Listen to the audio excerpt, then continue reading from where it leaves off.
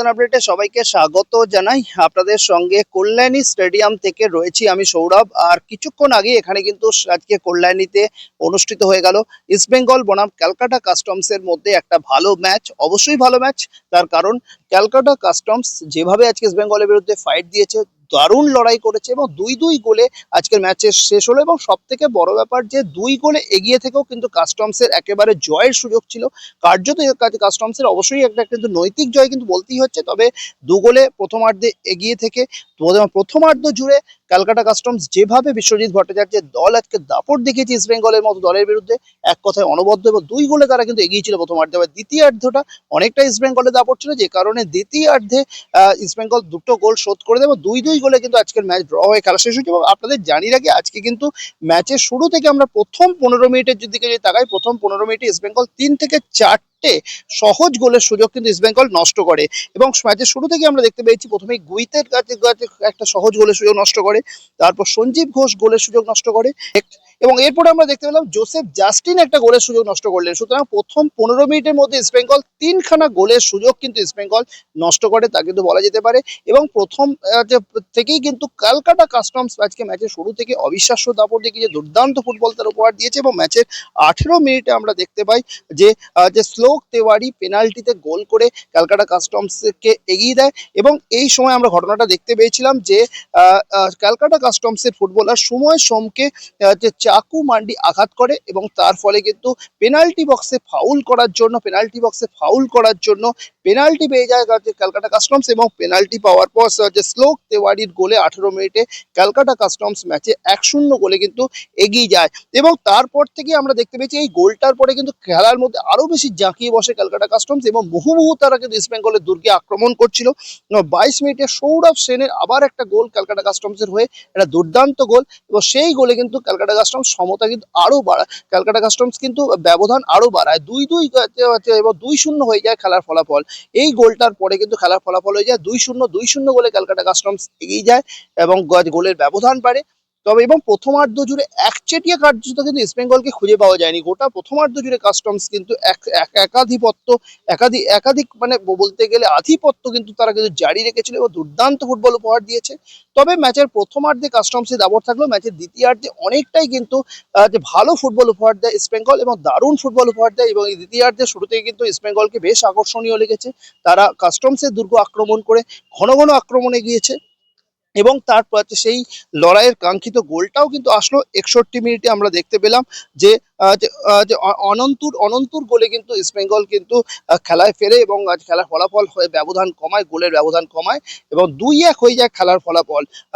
Jason টিকের বাড়ানো বলে অনন্তর গোলে ইস্টবেঙ্গল খেলা ফলাফল করে দেয় 2-1। এবং ম্যাচের একদম শেষের দিকে আমরা 71 মিনিটের মাথায় আরো একটা গোল দেখতে পেলাম। প্রভাত লাকড়া, একেবারে বঙ্গ সন্তান প্রভাত লাকড়া আরো একটা গোল করে কিন্তু খেলার সমতা ফেরালেন, 2-2 করে দেন ম্যাচের ফলাফল। সব মিলে 2-2 গোলে আছে ম্যাচ শেষ হলো। তবে ইস্টবেঙ্গলের ক্ষেত্রে অবশ্যই এটা কিন্তু ভালো সংবাদ নয়, কারণ ইস্টবেঙ্গল যে গত ম্যাচে সুরুচি সংঘের বিরুদ্ধে ড্র করার পর আজকেও কিন্তু 2-2 গোলে ক্যালকাটা কাস্টমসের মতো দলের বিরুদ্ধে ড্র করলো, যেখানে তাদের দলে প্রভাত লাকড়া, জেসন টিকে, সায়ন ব্যানার্জির মতো একাধিক কিন্তু আইএসএল এ খেলা ফুটবলাররা যাদের দলে খেলছে, সেই দল যদি ড্র করে এটা কিন্তু ইস্টবেঙ্গলের জন্য মোটেও কিন্তু সুখকর নয়। এবং সমর্থকরা, এবং আজকে ম্যাচের পরে আমরা দেখতে পেলাম যে গোটা গ্যালারি জুড়ে ইস্টবেঙ্গল সমর্থকরা যেভাবে প্রতিবাদের ঝড় তুললেন, এবং যখন ইস্টবেঙ্গল ফুটবলাররা যখন প্রবেশ করছিলেন তাদের উদ্দেশ্যে একেবারে অশ্লীল ভাষা প্রয়োগ করে গালাগালি এবং চূড়ান্ত প্রতিবাদ গালাগালি কিন্তু ইস্টবেঙ্গল গ্যালারি জুড়ে সমর্থকরা প্রতিবাদের ঝড় তুললেন। এবং শুধু তাই নয়, কাস্টমসের কোচ বিশ্বজিৎ ভট্টাচার্যের উদ্দেশ্যে, তাদের ফুটবলারদের উদ্দেশ্যে যেমন গালাগালি করেছেন, তেমন ইস্টবেঙ্গল ফুটবলারদের উদ্দেশ্যেও কিন্তু গালাগালি কিন্তু প্রয়োগ করতে থাকেন সমর্থকরা, যেটা কিন্তু মোটেও একটা বাংলা ফুটবলের জন্য ভালো বার্তা নয় কিন্তু বলা যেতে পারে। তবে আজ ম্যাচের পরে দুই দলের কোচ কি বললেন আসুন আমরা শুনে নেবো। আমার মনে হয় যে এরা পরবর্তীকালে ভালো খেলতে পারবে। তবে এই জয়েতে, এই ড্রটাতে আমরা খুব একটা খুশি নেই। আমরা চাই আমরা সব ম্যাচ। দেখুন, আমরা তো এই সিস্টেমে প্র্যাকটিস করি। আমরা ইচ এন্ড এভরি টাইম একটা যে পেনাল্টি হয়েছে, গৌরব যেটা বলটা নিয়ে গেছে 100% পেনাল্টি আপনারা দেখেছেন, এবং পেনাল্টিতে গোল হয়েছে। ওটা যদি পেনাল্টি না করতো এমনি আমরা গোল করতাম। আর পরের যেটা আমাদের, আমরা যাকে রিকি বলে রাখি, তাকে আমরা নাম দিচ্ছি সালা। আপনারা দেখেছেন যে বেস্ট প্লেয়ারের প্রাইজ পেয়েছে, কি সুন্দর ডচ করে বাইরে চলে গেছে, পাশ দিয়ে সাপোর্টিং প্লেয়ার এসে বাইরে থেকে সৌরভ কিরম পিছন দিক দিয়ে দৌড়ে এসে সামনে স্ট্রাইকার শ্লোক অ্যান্ড গৌরব দুজনেই ফলস দিয়েছে, পুরো টিম ভেতরে চলে গেছে।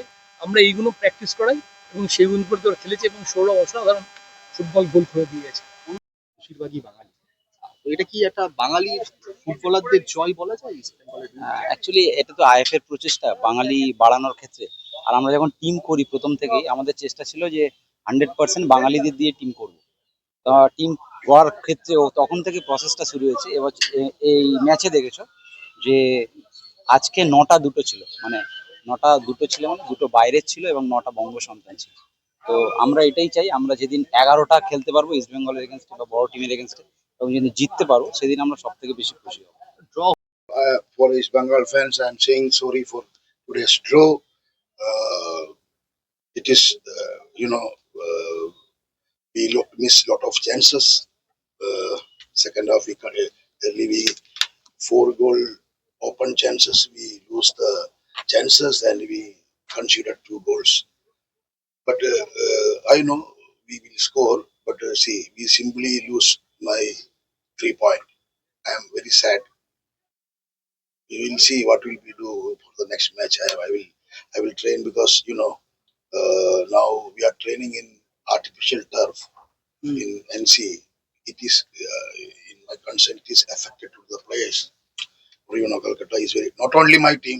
I'm saying what मैं क्या दिखा है प्लेयर्स को क्योंकि ये मेरा थोड़ा फीलिंग्स है बाकी टीम को भी ग्राउंड नहीं है मैं क्यों इसलिए हम लोग ड्रॉ हो गया ऐसा कुछ नहीं है I feel this one of the reason क्योंकि बहुत चांसेस इसने मिस कर रहे हैं तो अच्छा नहीं है टीम के लिए ऐसा पोलैंड मिस करेगा तो maybe I am feeling bad আপনাদের শোনালাম আমরা ইস্ট বেঙ্গল কোচ বিনোদ জর্জের বক্তব্য এবং ক্যালকাটা কাস্টমসের কোচ বিশ্বজিৎ ভট্টাচার্যের বক্তব্য।